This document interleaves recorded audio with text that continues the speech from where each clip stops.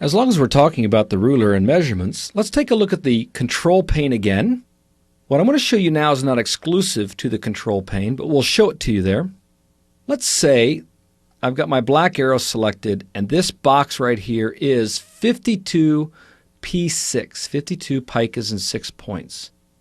If I wanted to change that by highlighting it or by clicking on the W, and I wanted to put inches in there, let's put 5IN for inches. I put the IN because it's working in picas, so I'm telling InDesign, do the math for me in inches, but when I hit Tab here and go to the next box, you'll notice that it changes it to 30p. It does the conversion from inches to picas for me. Let's do it again. That was so much fun. But this time, let's do 50 mm for millimeters. And when I hit Return or Tab to the next box, it converts that to picas as well. So it's going to stay in picas because that's my unit of measure.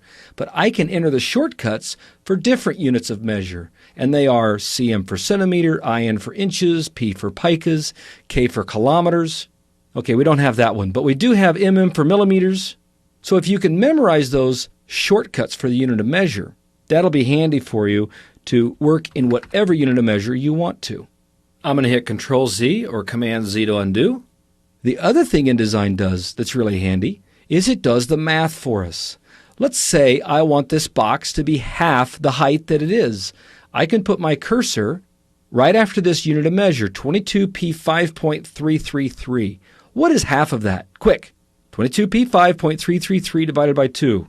Who knows? So I'm going to put divided by 2, and I use the slash. When I hit return, it just put that in half size.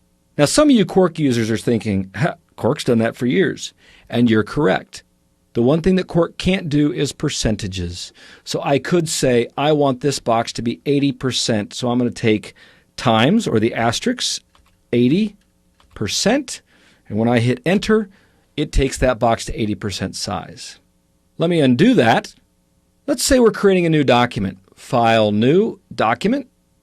And I want this document to be 8.375 inches, but I want it really to be half that size. I can say 8.375 divided by 2, and it does the conversion to picas, and it does the math at the same time. It's not just in this window. It's not just in the control pane. It's anywhere you see numbers in InDesign.